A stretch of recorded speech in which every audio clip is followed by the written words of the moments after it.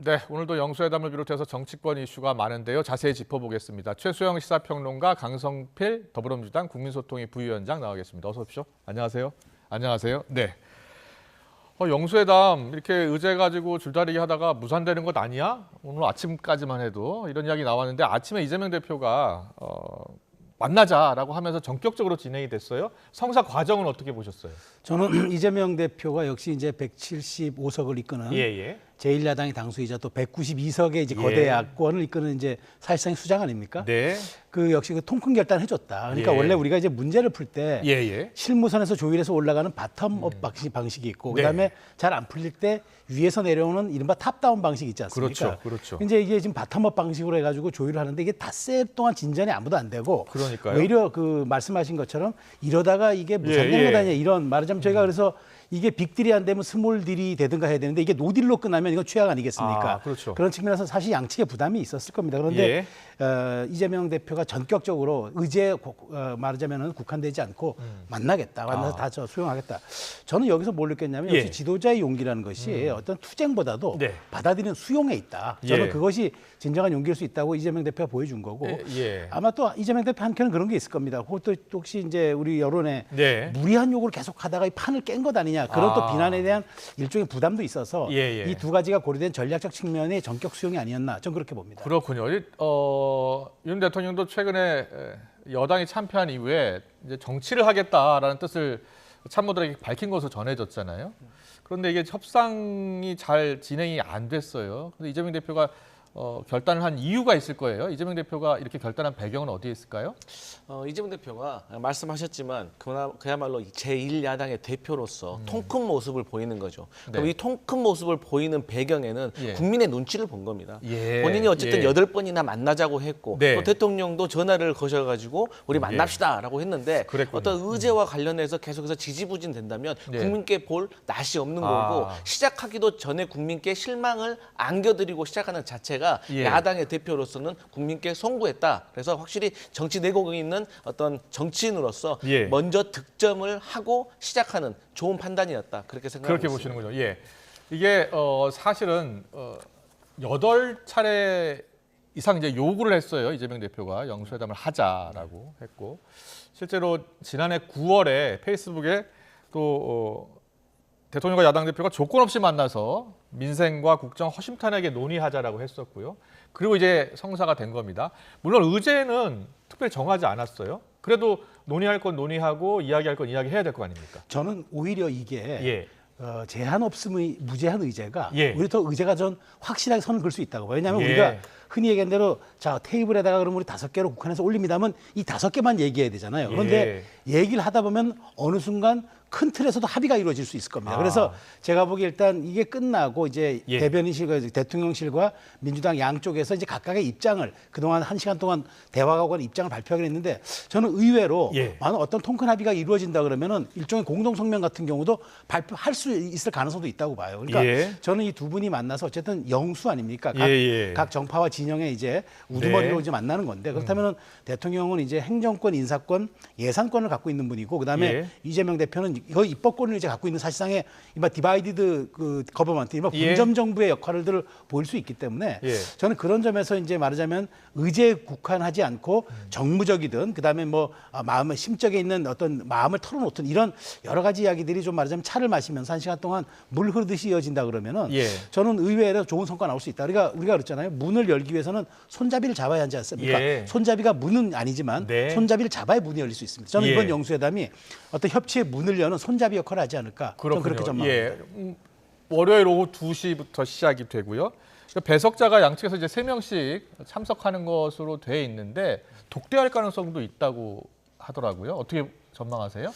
저는 대통령과 이재명 대표가 초반에 어느 정도 의제가 조금 오고 가고 나면 전 독대를 하셨으면 좋겠고 마지막에 독대로. 그리고 아마 저는 윤석열 대통령 성향도 그렇고 이재명 대표도 성향이 그렇고 독대로 가지 않을까 저는 그렇게 예상을 해봅니다. 그렇군요. 자, 독대 가능성. 어떤 대화를 할지 상당히 궁금한데 이렇게 배석자가 있을 경우에는 어떤 이야기를 나눴다라고 이제 영수회담 끝나고 나서 각각 브리핑을 하잖아요. 그런데 이제 두 사람이 만났을 경우에 또 어떤 얘기했는지 잘 모르잖아요. 그렇죠. 예. 그건 두 분만이 아니까. 예. 아마 그거는 이제 나중에 후일 역사가 또 얘기를 하겠죠. 아니면 네. 이제 한 분이 나와서 이제 어떤 식으로든 또 그것을 이제 요 정도는 공개하겠다라고 예. 얘기가 되면 또 이제 공개가 될 테지만 그렇군요. 어쨌든 저는 두 분이 저렇게 만나서 저는 그렇게 생각합니다. 이재명 대표 입장에서는 정말 윤석열 대통령이 정치 시작하자마자 바로 대통령 되신 분 아닙니까? 예. 그러니까 지난 2년간 국정의 노고가 많으셨고 어려움이 많으셨지 않겠느냐. 예. 뭐 이런 얘기를 하고 대통령께서도 그런 소회를 좀 털어놓을 것 같고 이재명 대표는 그런 어떤 각종 사법 리스크 속에서도 어쨌든 총선 대승을 이끈 분이니까 예.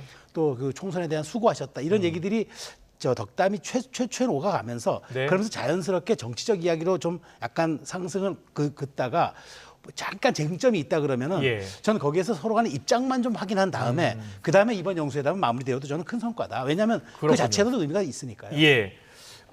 오늘 영수회담 관련해서 뜻밖의 발언이 나왔습니다. 윤석열 대통령의 멘토로 알려졌던 심평 변호사요. 자신이 윤 대통령과 이재명 대표 사이의 회담에 가교 역할을 했다는 겁니다. 사실이라면 이제 두 가지 의문이 있는데 영수회담 제안을 윤 대통령이 아닌 이재명 대표가 먼저 제안한 게 되거든요.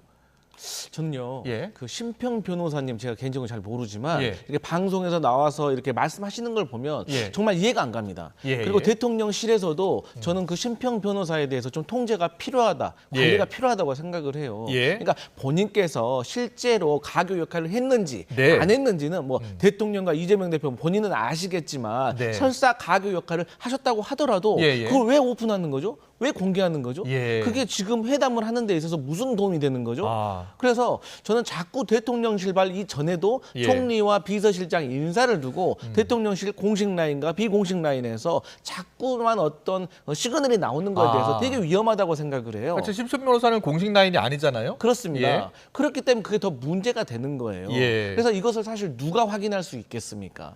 그래서 저는 심평 변호사님께서 네. 정말 지금 대통령님의 멘토인지 아닌지 모르겠지만 설사 멘토라고 하시면 정말 이런 거 자제하셔야 된다. 이런 말씀 예, 드리고 앞서 제가 싶습니다. 두 가지 의문이라는데 첫 번째가 영수회담을 제안을 그러면 이재명 대표 쪽에서 먼저 한 것이냐 하나 하고요. 두 번째로 공식 라인이 아닌데 심평 변호사가 실제로 중간다리 역할을 했을까 여부입니다.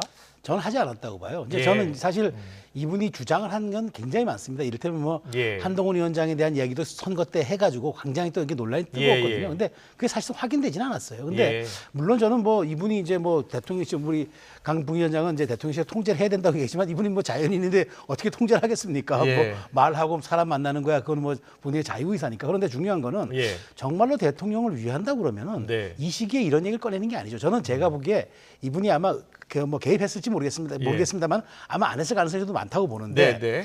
그 아니면 약간의 역할, 조그만 역할을 침소봉대해서 크게 얘기할 수도 있고 그런데 예. 중요한 건 이제 겨우 물꼬를 텄고 그다음에 이제 이재명 대표의 전격 수용으로 이제 말하자면은 이 분위기가 무르익어가는 과정에서 마치 이게 이제 어떤 이재명 대표가 정치적으로 우회로를 택해서 제안한 것처럼 얘기가 되면은 예. 이게 설령 어떤 결과가 나오더라도 대통령실의 입장과 대통령과 이재명 대표 그렇군요. 영수회담 결과가 예. 얼마나 말하자면은 신의 성실의 측면에서 국민들한테 좀 말하자면은 좀 제대로 전달이 안 되는 것 아니겠습니까? 그렇군요. 예. 저는 이런 측면에서 이 심평 변호사의 좀 과도한 개입, 그다음에 혹은 이런 정치적 의사 표현이 제가 보기에는 조금 관심에 대한 어떤 그런 욕심을 넘어서 본인이 뭔가 전국에 역할을 하고 있다라는 그걸 자꾸 강조하는 듯한데 이건 전혀 여야에게도 도움되지도 않고 예. 국민들 정신 건강에도 도움이 되지 않는다 말씀드리겠습니다. 그렇군요. 앞서 이 심평 변호사가 YTN 라디오에 출연해서 한 발언들인데요.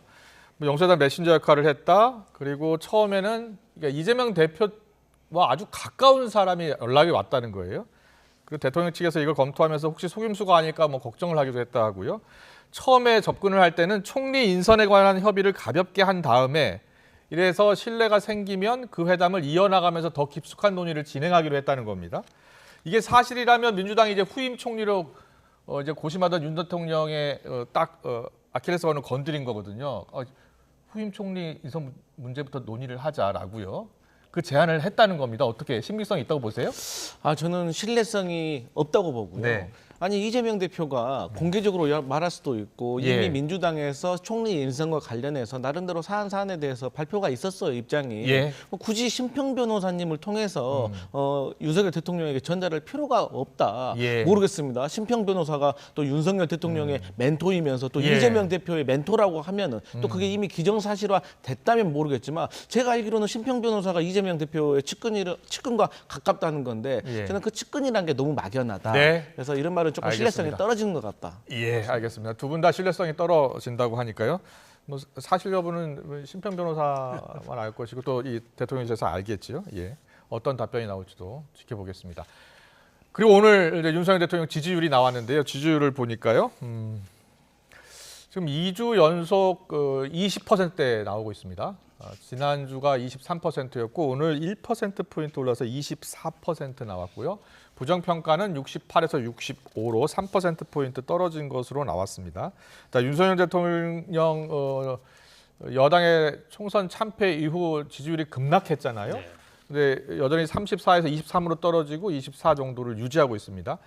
윤석열 대통령 지지율이 계속 저렇게 20%에 나오는 이유, 첫 번째 이유는 뭘까요? 저는 오늘 답변에 대한 이제 그 퍼센트를 좀 봤습니다. 그러니까 가장 중요한 건 윤석열 대통령이 그동안 30%대는 유지했는데 지난주에서 지금 2주 연속 아니겠습니까? 네. 제가 지난주 방송에서 말씀드린 것처럼 하방 경직성이 무너진 겁니다. 그러니까 30%를 마지노선으로 받쳐주던 탄탄한 하방 경직이 이게 이제 허물어지니까 이게 이제 20%대에 고착화돼 버리면은 이게 상승하기가 매우 어렵다라는 그렇군요. 점을 제가 첫째 하나 지적드리고 싶고 두 번째는 부정평가자 655명의 이제 이유를 들어보면은 21%가 경쟁, 민생, 물가고, 그다음에 소통 미흡이 15고 독단적 일방적인 9입니다. 그러니까 소통 미흡과 독단적 일방적 합하면 25입니다. 이 얘기는 뭐냐면 경제, 민생, 물가라는 이슈보다도 소통 미흡과 독단적 일방적이라는 태도가 더 부정 여론의 우위를 점하고 있다는 겁니다. 그러니까 이게 전 중요한 포인트라고 봐요. 그러니까 지금 어찌 보면 대통령도 말씀하셨지만 내가 갖고자 하는 어떤 방향, 정책 이런 점은 어떤 식으로든 동의가 되고 국민들이 큰 저항이 없을 수 있지만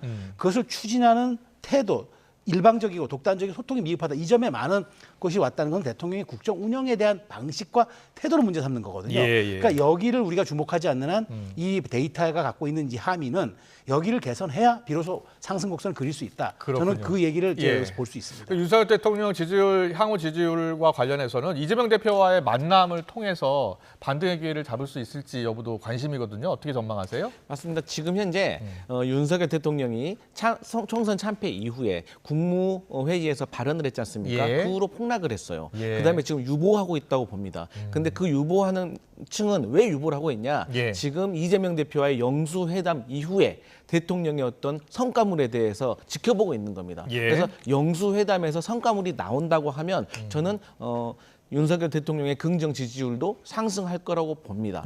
하지만 반대로 이 영수회담이 무의로 끝나고 빈손으로 끝나버린다면 저는 20%도 붕괴될 수 있다. 매우 위험한 상황이다. 이렇게 보고 있습니다. 그러면 이재명 대표가 이번 영수회담을 통해서 무엇을 얻게 될 것으로 보세요? 이제 이재명 대표와 윤석열 대통령이요 만나면 저는 기본적으로 총리 인선이라든지 의대에 대한 협조 문제 그리고 이제 정례화 그다음 거부권 자제 이러한 것들은 사실 쉽게 서로 간에 합의를 볼 수 있는 거거든요. 그렇기 때문에 이렇게 간단한 것부터 빨리빨리 문제를 풀면 됩니다. 그러면 사실 이러한 것들은 모든 것이 다 이재명 대표의 성과로 갈 겁니다. 왜냐? 대통령이 어찌됐든 간에 이재명 대표를 만난 이후에 발생된 성과물이거든요. 하지만 대통령이 꼭 이재명 대표에게 성과물을 안겨주기 싫어서 그럴 필요는 없다. 왜? 대통령도 변하는 모습을 국민께 보여준 거거든요. 사실 국민들은요. 야당 대표의 성과물보다 대통령의 태도 변화를 더 갈망하고 있을 겁니다. 윤석열 대통령 임기가 이제 3년 남았기 때문에 이제 야당과의 협치가 지금 꼭 필요한 상황이잖아요. 그 김성태 전 의원 같은 경우는 이렇게 이야기하더라고요. 이재명 대표 입장에서는 여당 윤석열 대통령과의 그 국정운영 파트너의 위치만 확보해도 큰 걸 얻은 것이다. 이렇게 이야기하더라고요. 동의하세요? 그렇습니다. 왜냐하면 이재명 대표 입장에서는 향후 이제 3년의 거친 민심의 바다를 지나서 대선이라는 또 고지에 또 가야 하지 않습니까? 그럼 대통령과 국정운영의 동반자라는 이미지만 심어줘도 민생의 지도자가 되는 거거든요. 그렇군요. 그런 측면에서 상당한 좋은 정치적 자산과 이미지를 확보하는 거기 때문에 매우 유용할 거고 저는 대통령께 꼭 한번 드리고 싶은 말씀이 있습니다. 뭐냐면 192석이 지금 야권 의석 아닙니까? 이거는 앞으로 향후 4년간 불변하는 상수입니다. 그럼 이걸 돌파할 수 있는 건 변수는 뭐냐? 대통령의 국정 지지도입니다. 국정 지지도를 최소한 50%까지만 끌어올리면은 192석의 거야가 발목을 잡으려면 잡으려도 못 잡습니다. 왜냐? 발목 잡으면 역풍이 붑니다. 대통령이 국민 2명 중에 1명의 지지를 받고 있는데 그 정책이라든가 거기 어젠다 이슈 이런 거를 국회에서 입법으로 막는다? 이거는 거친 역풍이 불죠. 그렇기 때문에 대통령이 이 여소야대 전국을 돌파할 유일한 무기는 대통령 국정 지지율 50%대를 회복하는 것이다. 꼭 그 말씀을 드리고 싶은데 영수회담이 저는 그 단초가 돼야 된다고 봅니다. 알겠습니다. 자, 영수회담 결과가 그래서 더 주목이 되는 것 같습니다. 민주당 이재명 대표가 어제였습니다. 조국혁신당의 조국 대표를 저녁에 만났어요. 근데 연석회담 제안을 사실상 거부한 상황인데 만난 거예요. 조국 대표를 왜 만났다고 보세요? 저희 민주당은요, 그 지지자들의 어떤 분포들을 보면 크게 세 가지로 분류할 수 있습니다. 어떻게요? 예. 첫 번째가 호남. 전통적인 호남의 지지자들, 예. 두 번째가 친명, 세 번째가 친노, 친문입니다. 근데 이 호남의 지지자들은요, 예. 친문과 친명으로 조금 분포되어 있습니다. 예. 그 말씀은 그런데 이 그 조국 혁신당이 지난 선거에서 호남에서 많은 지지를 받았어요. 그렇기 때문에 예. 민주당의 지지자 속에는 조국 혁신당의 지지자도 분명히 있다. 예. 그렇기 때문에 이재명 대표로서는 조국 혁신당의 어떤 요구에 대해서 마냥 이렇게 무시할 수는 없는 상황입니다. 그렇군요. 그리고 예. 앞으로도 국정을 같이 운영해 나가면서 뭐 특검법이라든지 여러 가지 법안을 관련해서 서로 돕고 도와야 할 그런 입장에 있기 때문에 예. 어떤 그런 것을 달래는 차원에서 저는 만난 것이 아닌가 그렇게 해석합니다. 그런데 저 총선 전에는 그 조국혁신당 관련해서 원내 교섭단체 의석수를 좀 줄일 수도 있다 이런 취지로 이야기를 했던 것 같은데 그런 없었던 얘기가 된 겁니까? 아닙니다. 물론 일각에서 여러 가지 의견이 있습니다. 그러니까 뭐 우리가 소위 말하는 강성 지지층은 예. 우리가 원내 교섭단체를 만들어 주면 조국 혁신당에 뛰어올라서 이재명 대표 데리고 온 가운데 문제가 생기는 거 아니냐 예, 예. 이런 걱정들을 많이 하시는데 네. 저는 전혀 그럴 필요가 없다. 근데 이제 이 문제는 조국 혁신당과 민주당의 어떤 관계를 떠나서 네. 사실 국회 운영에 관련된 문제잖아요. 예, 예. 근데 저는 민주당이 약속을 했기 때문에 지켜야 된다. 왜? 저희가 연동형 비례대표를 한 거는 다수 예. 소수 정당에 들어와서 많은 목소리를 듣자고 한 거잖아요. 예. 그렇기 때문에 많은 정당들이 국회 운영에 참여하는 것이 저는 바람직하고 예. 또 그 조국 혁신당이 들어온다고 하면 그 사실 유불리로 따지는 것도 적절하지는 않지만 그조차도 사실 민주당에게 절대 불리한 게 아니다 이렇게 보고 그렇군요. 있습니다. 조국혁신당의 원내대표 이제 황운하 원내대표가 됐어요. 근데 황운하 원내대표가 교섭단체 요구한 적 없다라고 이야기하더라고요. 그런데 실제로 교섭단체가 되면 국회에서 차지하는 비중이 커지잖아요. 그렇죠. 예, 근데 민주당이 교섭단체 만들어 줄 것 같습니까? 저는 만들어주지 않는다고 보죠. 예. 과거에는 이제 말하자면 우군 정도로 여겼지만 예. 이제는 저는 잠재적 경쟁자입니다. 그렇기 때문에 그건 현실이고요. 왜냐하면 예. 호남의 지지가 이렇게 많은 조국 혁신당을 어떻게 무시할 수가 있겠습니까? 예. 그리고 잘못 끌어안으면은 이른바 예인선이 되는 게 아니라 항공모함이 끌려다니게 될 수 있습니다. 예, 예. 저 그렇기 때문에 이제 아마 어저께 이제 두 분이 전격 회동한 건 좀 그렇게 봅니다. 예. 야권 연석회의를 영수회담 전에 해달라고 요구했는데 그게 안 되니까 이게 야권 지지층이 약간 균열 양상이 생겼는데 이걸 빨리 봉합해야 되겠다 해서 아마 두 분이 이제 식사 정치를 한 것 같아요. 예, 그런데 예. 중요한 건 조국 혁신당이 지금 가장 중요한 건 그거예요.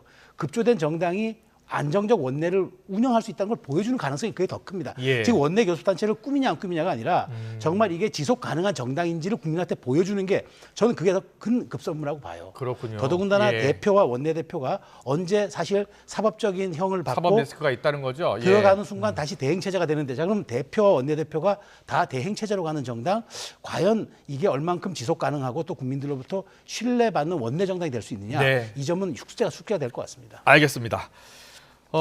여야 원내대표 이야기 좀 해보겠습니다. 다음 달 5월 3일인가요? 네. 예, 5월 3일 날 이제 22대 국회를 앞두고 새 원내대표를 이제 뽑게 되는데 여권에서는 이철규 의원, 또 민주당에서는 박찬대 최고위원 이야기가 나옵니다. 근데 두 사람 보면 친윤 핵심, 그리고 친명 핵심이잖아요.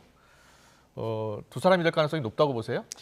저는 민주당에서는 몇 시간 후면 이제 박찬대 의원 혼자 원내대표로 후보로 등록을 해서 그래요? 찬반 투표로 할 가능성이 높아지는 것이죠. 민주당에서 찬반 투표로 이렇게 뽑은 적이 있습니까? 민주당은 아니고 과거에 열린 우리당 시절에 정세균 의원이 그런 사례가 있는 걸로 제가 알고 있는데 네. 저는 사실 170명이 넘는 그 예. 거대 야당에서 예. 사실 원내대표 후보로 박찬대 의원 한 명만 등록했다는 것이 매우 아쉽습니다. 네. 그러니까 사실 원내대표라는 것은 기존에도 하신 분들을 보면 뭐 재수, 삼수를 해서 하신 분들도 있기 때문에 서영교 최고위원도 출마할 것처럼 하다가 포기했고, 네. 예, 김민석 의원도 그랬고, 맞습니다. 그래서 이러한 분들이 조금 경쟁 구도를 만들어야지 국민의 관심도 받고 예. 또 그런 과정 속에서 어떤 이분들이 어떤 계획을 가지고 있는지 당원들과 국민들께 알려줘야 되는 그런 기회가 조금 줄어드는 것 같아서 매우 예. 아쉽다. 저는 그런 생각해 봅니다. 이철규 의원은 어떻게 전망하세요? 이철규 의원은 사실 저는 어렵다고 봅니다. 예. 그러니까 국민의 힘이 개혁으로 가느냐 가지 못하느냐의 첫 번째 시험대가 저는 그래요? 이철규 의원이 당선되느냐 안 되느냐. 예. 그러니까 지금 현재 정진석 그러니까 친윤 좌장 마태형이 비서실장으로 오셨습니다. 예, 예. 그래서 그립감이 세진 거예요. 거기에 친윤의 어떤 이철규 의원까지 가세를 하면 만약에 나중에 비윤의 어떤 의원이 당권을 가져간다고 하더라도 이 두 분을 견제할 수 있을까 홀로 저는 우려가 있다. 그래서 지금 이번 총선에서 국민의힘에게 보여준 민심이라는 거는 윤석열 대통령께 쓴소리를 할 수 있고 적절하게 견제를 할 수 있는 분 그리고 수도권의 민심을 예민하게 청취할 수 있는 분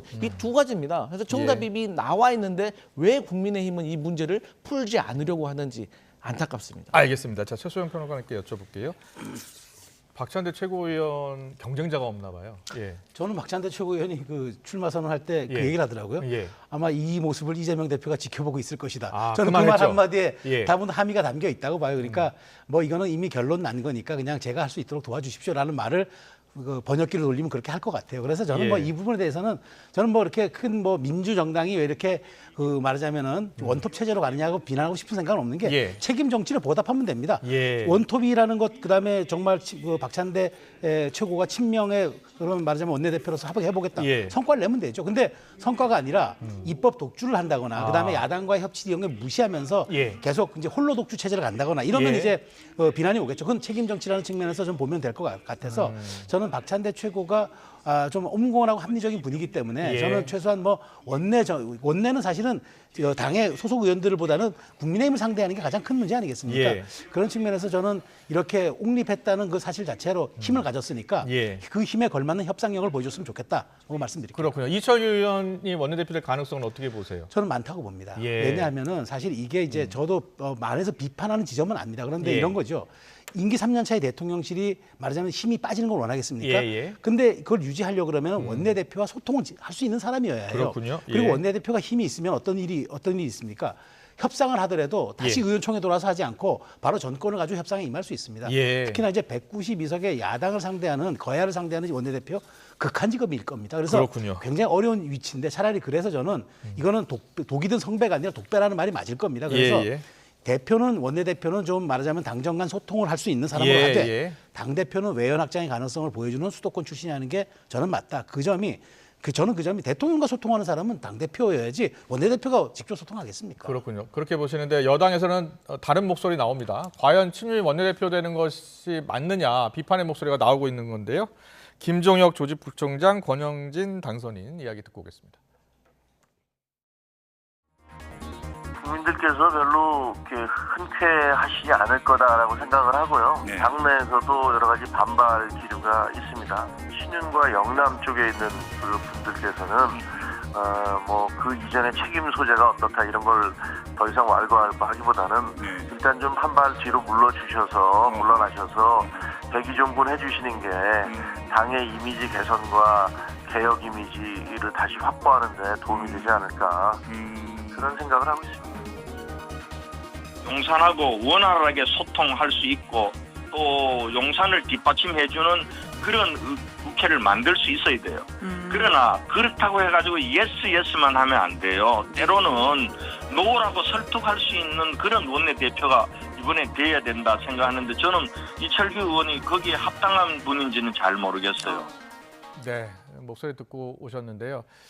여당 내에서 여러 목소리가 나오고 있는 상황인데 여당 일각에서 이 나경원, 이철규 연대설 이야기가 나옵니다. 그러니까 당대표는 나경원, 비윤의 나경원, 그리고 원내대표는 이제 친윤의 이철규 이런 이야기 나오는데 가능성 있다고 보세요? 저는 뭐 나경원 원내대표, 만약에 나경원 당선인이 부인은 했지만 나경원 당선인이 당대표가 된다. 저는 굉장히 그건 확장성이 있는 걸로 봐요. 아, 그래요? 수도권에서 살아남은 얼마 안 되는 분이고 더더군다나 지난 당권에 도전했을 때 대통령실에서 사실 연판장을 돌리면서까지 이렇게 반대했던 그런 분이었기 때문에 전 이번에 어쨌든 수도권에 생활하는 사람들이 많지 않은 상황에서 그나마 이제 중진이면서 그다음에 여성이면서 확장성이 있는 중도 이미지가 있는 나경원 의원이 저는 하는 게 맞다고 봅니다. 그런데 저는 이제 그 연대설이라는 게 이제 말하자면은 나경원 의원은 발목을 잡는 것 같아요. 이른바 많은 분들이 김장연대 뭐 이런 걸 기억하실 겁니다.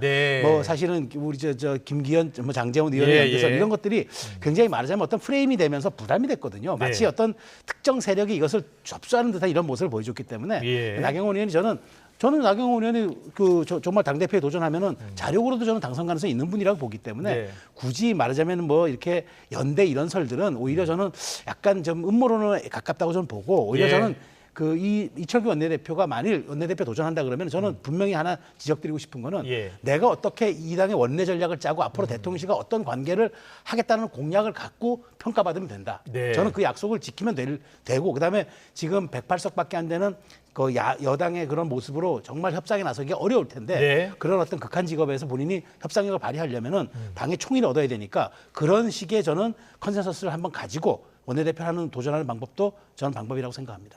강성필 부위원장은 어떻게 보세요? 나경원, 이철규 연대설 가능성 있다고 보세요? 그 나경원 의원이 당선인이 얼마 전에 부인을 하셨어요. 예, 그저 부인했습니다. 웃지요라고 예, 말했습니다. 그렇게 했습니다. 저는 예. 거기에 두 가지 의미가 함의되어 있다고 봅니다. 그러니까 과거의 김장연대 네. 그야말로 본인 스스로 당선되기 어려우니까 다른 사람의 힘을 빌려서 당선된 건데 나는 내가 지금 나가서 혼자 스스로 자격으로 당선될 수 있기 때문에 연대가 필요 없다. 그리고 두 번째로는 예. 이철규 의원과의 어떤 나이 연대에서 원내대표로 이철규 의원을 탐탁지 않게 생각하시는 것 같아요. 예. 그래서 그 언론 보도를 보면 예. 다른 분에게도 한번 권유를 했다는 말이 나옵니다. 예. 그래서 제가 생각해도 제가 나경원 당선인이라고 하더라도 다시 말씀드리지만 원내대표도 사실 대통령과 조금 거리가 있으신 분과 본인이 당대표가 되어서 합을 맞춰야지 대통령 측근 그러니까 권영진 당선인도 그랬잖아요. 예스 하는 분은 안 된다고. 그런데 이미 이철규 의원이 지난 총선 과정에서 예스 했지 않습니까? 예. 그래서 저는 나경원 의원께서는 이철규 의원과의 연대도 부정을 했고 또 이철규 의원이 원내대표 되는 것도 조금 부적절하게 생각하시는 걸로 저는 해석했습니다. 그렇군요. 알겠습니다. 자, 여야 원내대표가 누가 될지가 상당히 주목이 되는데 오늘 박지원 당선인은요 이렇게 이야기했습니다. 친윤의 핵심, 친명의 핵심이 원내대표가 된다. 나쁜 것도 아니다. 이렇게 이야기했는데 듣고 오겠습니다.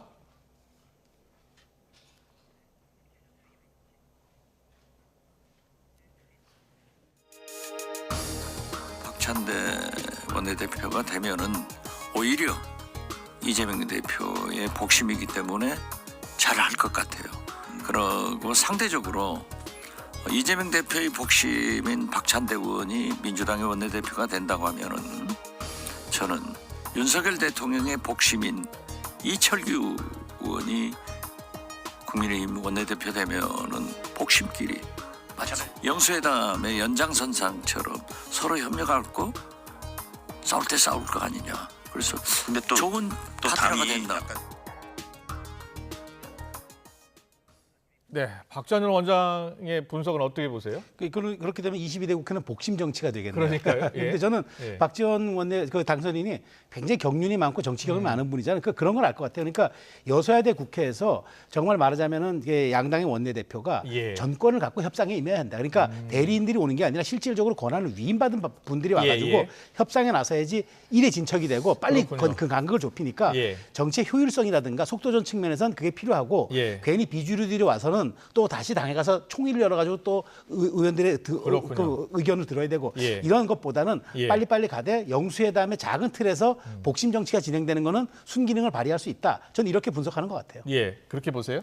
아니 저는 이제 박지원 당선인이 뭐 박찬대 의원 같은 경우야 저희 자당이고 예. 또 이미 이제 그렇게 결론이 흘러가고 있기 때문에 바꿀 수 없는 상황이기 때문에 저렇게 말씀하시는 건 이해가 가지만 예. 이철규 의원을 가지고 복심이기 때문에 예. 복심끼리 예. 잘할 수 있다. 이것은 사실 민주당으로서는 국민의힘이 잘 되는 것이 썩 그리 기분 좋은 일은 아닐 수 있지만 예. 그럼에도 불구하고 제3자적으로 좀 객관적으로 말씀을 하셔야지 친윤이 그렇군요. 되는 것은 좀 적절치 않아 보입니다. 예. 근데 민주당에서는 최근에 당 지도부에 이제 쓴소리, 당 의원들한테 쓴소리하는 분들을 거의 찾아볼 수가 없잖아요. 네. 근데 박지원 당선인은 어제 라디오 인터뷰에서 당이 이렇게 흘러가서는 안 된다라는 이야기를 했어요.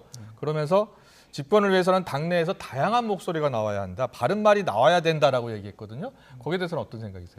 정말 옳으신 말씀이죠. 근데 이제 그럼 본인께서는 어떤 옳으신 말씀을 지금 하고 계신지 저는 의문입니다. 예. 그러니까 방금도 말씀드렸지만 사실 그럼 박찬대 의원이 혼자 이렇게 추대를 되는 식으로 된다고 하면 네. 저는 박지원 의원께서 본인께서 출마하실 수도 있는 거고 당을 예, 위해서 예. 또 다른 분을 또 격려할 수도 있는 건데 네. 사실 저는 그런 면에서 어떤 백전노장의 당의 원로로서 해주셔야 될 역할이 아닌가 저는 그렇게 생각해 봅니다. 그렇게 생각하시는군요. 최소연 평론가님은요?